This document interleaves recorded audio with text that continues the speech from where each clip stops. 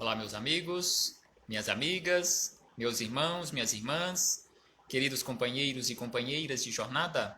É com imensa satisfação que estamos chegando aqui mais uma vez para mais um momento de estudo, mais um momento de reflexões acerca do Evangelho de Jesus, à luz da doutrina espírita. E por isso agradecemos a Deus, agradecemos a este Pai de infinita bondade, infinita misericórdia e infinito amor, em especial e acima de tudo, pela dádiva da vida. Não podemos deixar de agradecer a Jesus de Nazaré, nosso modelo e guia para toda a humanidade, por esses belíssimos ensinamentos que ele nos deixou de forma exemplificada. Agradecemos aos espíritos amigos pelo amparo, pela proteção, pela assistência que sempre tem nos dado ao longo da nossa trajetória. E muito obrigado de coração a todos vocês, irmãos e irmãs de jornada, que mais uma vez se esforçaram para estarem aqui conosco nesta página virtual, neste centro espírita virtual, para juntos, mais uma vez, estudarmos o Evangelho do Senhor Jesus. Sejam todos bem-vindos, sejam todas bem-vindas em nome do Cristo e que possamos juntos aprendermos um pouco mais. Conhecereis a verdade e a verdade vos libertará. Que possamos cada vez mais conhecer esta verdade, buscarmos constantemente e conhecermos esta verdade, para que possamos sair das trevas da ignorância. Sejam mais uma vez bem-vindos e bem-vindas. E hoje trouxemos para as nossas reflexões, para os nossos estudos, palavras de Emmanuel. Mais uma vez, Emmanuel e Chico Xavier, o capítulo de número 47 do livro da Esperança. Livro da Esperança, de autoria de Emmanuel e Chico Xavier. O capítulo de número 47, mais um capítulo em que Emmanuel dedicou para estudar acerca das riquezas. Já vários capítulos que nós estudamos, numa sequência, sempre tendo como referência as palavras de Jesus e o Evangelho segundo o Espiritismo. O capítulo 16º, não se pode servir a Deus e a Mamon. E hoje mais um capítulo acerca da riqueza, especialmente acerca do dinheiro. E ainda temos mais 2 capítulos pela frente, com base no capítulo 16º do Evangelho segundo o Espiritismo, também estudando acerca das riquezas materiais aqui na Terra. Então aqui, antes de começarmos nestas belíssimas reflexões de Emmanuel e Chico Xavier, Jesus e Kardec, vamos fazer mais uma vez leitura do Livro da Esperança, mais um capítulo do Livro da Esperança, onde Carlos Torres Pastorino nos fala, neste capítulo 68, nos fala acerca da fé. Então ele nos diz o seguinte: tenha fé em seu corpo físico, e esteja certo de que todos os seus órgãos funcionarão perfeitamente. Então aqui ele nos chama a atenção que é preciso que nós tenhamos fé em nós mesmos, tenhamos fé nesta máquina que nós temos à nossa disposição, que conhecemos com o nome de corpo físico, porque se nós não tivermos fé nesta máquina, quem é que terá fé? Quem é que confiará? Então, mesmo que ela esteja um pouco adoentada, é preciso que cuidemos e tenhamos verdadeiramente fé que recuperará a saúde em se cuidando direito, recuperará a saúde na medida do possível, para que possamos seguir adiante neste processo iluminativo que tanto precisamos para todos nós. E ainda ele diz, pensando assim, você ajudará a sua própria saúde. Porque tem muitos de nós que se formos perguntados ou se perguntarmos a alguém como ele está ou como ela está, como está a sua saúde, depois você até se arrepende de ter perguntado, porque quando você faz este questionamento, fulano ou fulana, como você está? Aí a pessoa começa a tecer aquele rosário de lamentações, de baixas vibrações, e sem sombra de dúvida que isto prejudica, conforme ele nos diz aqui, prejudica o funcionamento dos órgãos do nosso corpo. E ainda ele diz: afaste o pensamento da velhice. Mesmo que estejamos chegando a esta idade mais avançada em relação ao corpo físico, mas temos que permanecer com uma mentalidade jovem, porque o espírito não é velho, o espírito não envelhece, o espírito adquire conhecimento, mas o espírito ele é sempre jovem. Então aqui, por isso que ele nos diz: afaste o pensamento da velhice. E ainda ele diz: Deus está dentro de você. Será que Deus é velho?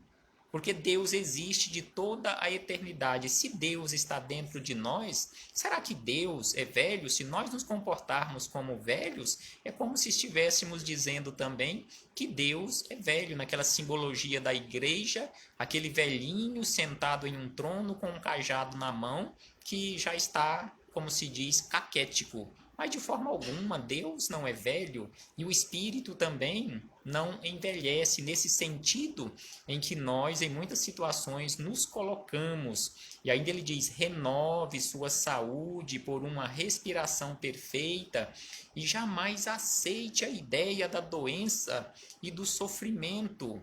E aí ele encerra dizendo: Deus age sempre em seu benefício. Deus está dentro de cada um de nós, agindo constantemente em nosso benefício. Essa lei imutável que é Deus, o próprio Deus, essa lei de amor, de justiça e de caridade, está constantemente agindo em nosso favor. E aqui chegamos nas palavras de Emmanuel, neste capítulo 47 do Livro da Esperança, Amigo e Servo, e que Emmanuel traz como destaque no início deste capítulo palavras de Jesus. Mais uma vez, a anotação de Mateus, lá no Sermão do Monte, capítulo 6, versículo 24, quando Jesus disse para todos nós, e continua nos dizendo: ninguém pode servir a dois senhores. Ou seja, servir as coisas do mundo e ao mesmo tempo servirmos a Deus. E aí Emmanuel também buscou, conforme já dissemos, lá no capítulo 16º do Evangelho segundo o Espiritismo, agora no item 11, ele buscou a seguinte frase: difunde em torno de ti, ou seja, espalha em torno de ti, com os socorros materiais, o amor de Deus, o amor do trabalho, o amor do próximo. Coloca tuas riquezas sobre uma base que nunca lhes faltará e que trará grandes lucros. E aqui ele nos fala sobre esta base que devemos colocar as riquezas e que nunca nos faltará o lucro, exatamente a base das boas obras. A base das boas obras, a base da caridade. Sem sombra de dúvida que este investimento, conforme já estudamos em lições anteriores, que Emmanuel classificou como sendo Instituto da Providência Divina, o investimento neste Instituto da Providência Divina, através das boas obras, sempre nos trará retornos altamente lucrativos. E aí Emmanuel vem e nos diz o seguinte: consulta o dinheiro que encostaste por disponível e analisa-lhe a história por um instante.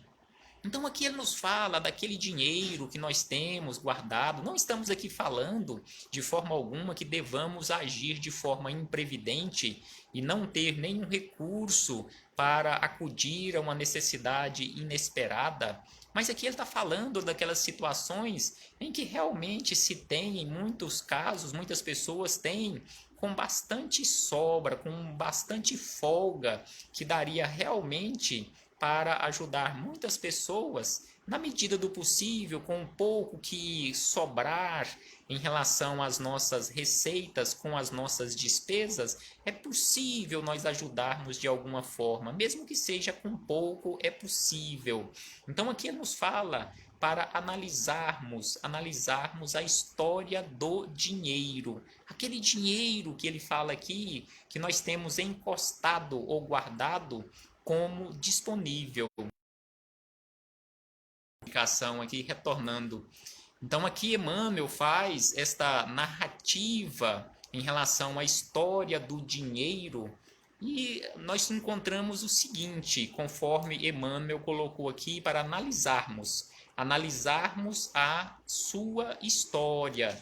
Então ele diz que é provável tenha passado pelos suplícios ocultos de um homem doente, que se empenhou a gastá-lo em medidas que não lhe aplacaram o sofrimento. Então, aquele dinheiro que nós temos guardado, talvez ele já passou pela mão ou pelas mãos de alguém que esteve doente e que não conseguiu resolver o seu problema de doença.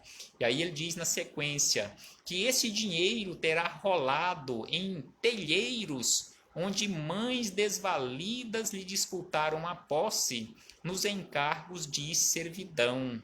E na sequência ele diz que esse mesmo dinheiro, provavelmente ele foi visto nas ruas por crianças menos felizes, nas mãos de outras pessoas que o desejaram em vão, pensando no estômago dolorido. E ainda ele diz que, e conquistado talvez por magro lavrador nas fadigas do campo, visitou-lhe apressadamente a casa sem resolver-lhe os problemas. Então aqui ele faz uma narrativa breve sobre a trajetória daquele dinheiro que nós temos poupado ou que nós temos guardado. Com certeza ele já fez uma longa trajetória até chegar em nossas mãos. E aí ele diz na sequência, entretanto, não teve o longo itinerário somente nisso. Então aqui ele fala que o dinheiro não teve o itinerário, seja longo ou curto, apenas nisto. E aí ele acrescenta, certamente foi compelido a escorar o ócio das pessoas inexperientes que desertaram da atividade, descendo aos sorvedouros da obsessão. Então esse mesmo dinheiro, provavelmente, conforme ele diz aqui, já passou pelas mãos daquelas pessoas que ficaram no ócio e não utilizaram o dinheiro de forma correta para produzir outras riquezas e auxiliar outras pessoas. E aí ele diz que esse mesmo dinheiro, este mesmo recurso que mudou de mão e foi para a sua mão, provavelmente custeou o artifício que impeliu alguém para a voragem de terríveis enganos, ao mesmo tempo que gratificou os entorpecentes que aniquilaram existências preciosas. Então aqui ele vai falando acerca do dinheiro. Então esse mesmo dinheiro que nós temos em nossas mãos e que pode a qualquer momento sair das nossas mãos e ir para as mãos de outros, provavelmente este mesmo recurso já financiou, conforme ele diz aqui, inclusive entorpecentes que aniquilaram várias vidas. E aí ele diz que esse mesmo dinheiro remunerou o álcool que anestesia consciências respeitáveis, internando-as no crime. Então esse mesmo dinheiro, estes recursos que vão mudando de mão constantemente, de acordo com o bom ou o mau uso que fizermos, então esse mesmo dinheiro vai fazendo esta trajetória. E conforme nós encontramos ainda em o Evangelho segundo o Espiritismo, antes de avançarmos aqui com as palavras de Emmanuel, no mesmo item 11 do capítulo 16º, de onde Emmanuel retirou aquela frase que lemos no início, os espíritos amigos nos falam da seguinte maneira acerca do uso correto dos recursos amoedados, dos recursos materiais que estão provisoriamente sob a nossa administração. Então eles nos dizem o seguinte, que na caridade está para as riquezas o emprego que mais apraz a Deus. Então aqui os espíritos amigos nos lembram que na caridade nós encontramos para o emprego das riquezas aquilo que mais satisfaz, aquilo que mais apraz a Deus. E aí ele diz, não nos referimos, é claro, a esta caridade fria e egoísta. Caridade fria e egoísta que consiste em a criatura espalhar ao seu derredor o supérfluo de uma existência dourada. Então aqui eles nos lembram que eles não estão falando desta caridade fria em que nós passamos adiante aquilo que não nos serve, aquilo que está sobrando, aquilo que já é imprestável para nós. Eles reforçam, referimos-nos à caridade plena de amor, que procura a desgraça que procura a desgraça e a ergue, sem a humilhar. E aí eles chamam a atenção, rico, dá do que sobra, faze mais, dá um pouco do que te é necessário, porquanto o de que necessitas ainda é supérfluo, mas dá com sabedoria. Então aqui eles nos chamam a atenção para essa necessidade de aprendermos a passar adiante, não apenas nessa condição de uma caridade fria e egoísta, passando adiante aquilo que não nos serve mais, mas darmos com sabedoria, acudirmos primeiro para depois, quem sabe, auxiliar de uma forma melhor. E aí ele fala aqui, não repilas o que se queixa, com receio de que te engane. Vá às origens do mal, alivia primeiro, em seguida informa-te e vê se o trabalho, os conselhos, mesmo a afeição, não serão mais eficazes do que a tua esmola. Porque em muitas situações a pessoa não está precisando do nosso recurso financeiro, não está precisando, conforme eles falam aqui, da nossa esmola. Ela está precisando de um ouvido, ela está precisando de uma afeição, ela está precisando de um conselho. E aí voltamos às palavras de Emmanuel, onde ele continua nos dizendo o seguinte, que farias, aí ele faz um questionamento, que farias de um lidador prestimoso que te batesse à porta solicitando um emprego digno? E aí ele faz um outro questionamento, de um cooperador humilhado por alheios abusos que te rogasse conselho a fim de reajustar-se e servir? Então aqui ele nos questiona o que nós faríamos com este lidador prestimoso que batesse à nossa porta pedindo socorro, este outro cooperador humilhado, o que nós faríamos? E aí ele diz o seguinte na sequência, respondendo a estes questionamentos, que o dinheiro de sobra, que nada tem a ver com as tuas necessidades reais, aquele dinheiro que está sobrando, é esse colaborador que te procura pedindo orientação. Então ele fez um questionamento acerca de um colaborador prestimoso e aí ele diz que este dinheiro é este colaborador que está pedindo orientação. Não lhe congeles as possibilidades no frio da avareza, nem lhe escondas as energias no labirinto do monopólio. Acata-lhe a força e enobrece-lhe os movimentos na esfera de obrigação que o mundo te assinalou. Hoje mesmo, ele pode obter com o teu patrocínio a autoridade moral do trabalho para o companheiro, impropriamente julgado inútil, ou seja, o revigoramento do lar, que a privação asfixia. Então, se nós administrarmos, patrocinarmos esta boa administração, esse dinheiro, com certeza, pode auxiliar e muito, conforme ele diz aqui, inclusive no revigoramento do lar, que a privação asfixia. Ao mesmo tempo, esse mesmo dinheiro que está, de uma certa forma, parado, de uma forma inútil, ele nos diz que pode financiar o livro edificante que vai clarear as trilhas dos que se transviam sem apoio espiritual. Ao mesmo tempo, esse mesmo dinheiro ele vai servir de alento aos enfermos desprotegidos ou a tranquilidade para os irmãos atenazados pelos aguilhões da penúria que frequentemente lhes impõem o desequilíbrio ou a morte, antes mesmo de serem amparados no giro da mendicância.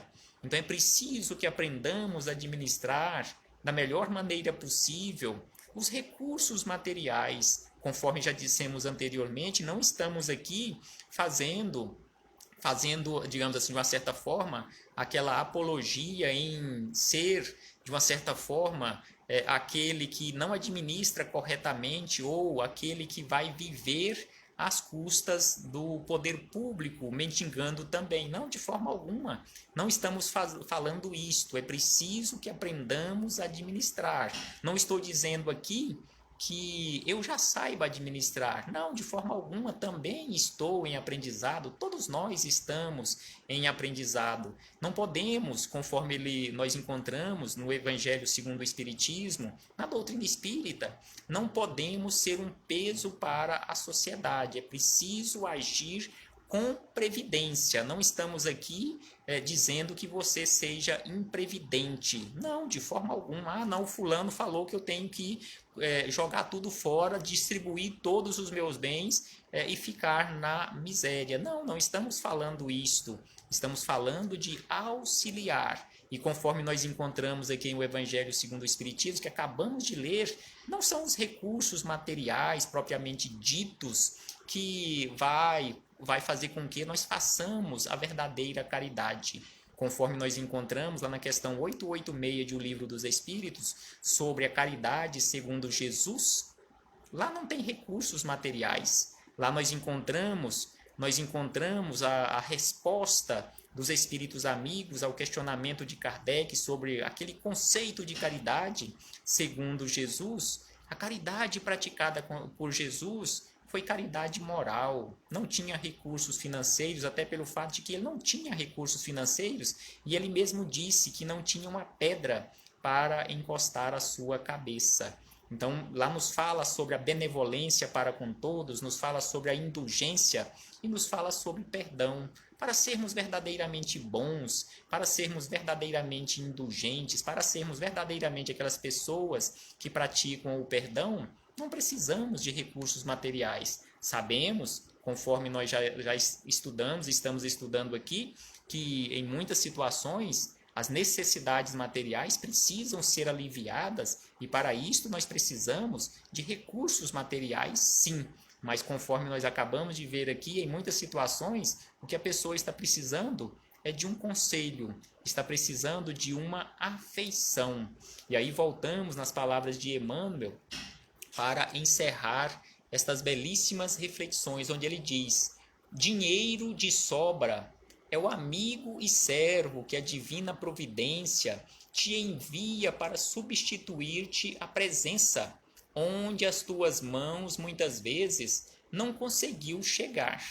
E aí ele encerra dizendo: sim, é possível que amanhã outras criaturas venham a escravizá-lo sob intenções inferiores, mas ninguém apagará o clarão que acendeste com ele para a felicidade do próximo. Então, aquele clarão que nós conseguirmos acender com o uso correto dos recursos materiais, ninguém conseguirá apagar, porque, segundo as leis inderrogáveis que governam a vida, o bem que fizeste aos outros, a ti mesmo fizeste. Então, que possamos fazer o bem aos outros. Façamos, distribuamos alguma coisa de nós mesmos, porque sem sombra de dúvida, aquilo que passamos aos outros são as nossas verdadeiras propriedades, porque aquilo que guardamos conosco, na verdade, não são nossas propriedades, são propriedades de Deus, porque nós estamos apenas na condição de usufrutuários, não somos proprietários. Então, os espíritos amigos nos alertam que a verdadeira propriedade é aquilo que nós distribuímos aos outros com amor e por amor, com a verdadeira intenção de auxiliar, sem nenhum interesse de receber amanhã ou depois alguma coisa na condição de retribuição. Paz aos nossos corações e muito obrigado. Muito obrigado pela presença de todos os irmãos e irmãs aqui nesta sala virtual. Muito obrigado por mais esta oportunidade que vocês me concedeu de aqui me encontrar junto com vocês estudando o Evangelho do Cristo. Muito obrigado pela caridade que vocês fizeram mais uma vez em me ouvir, porque assim, mais uma vez, eu tive a belíssima oportunidade de ouvir estes belíssimos ensinamentos. Até breve, meus irmãos. Muito obrigado a todos e a todas vocês. Até breve.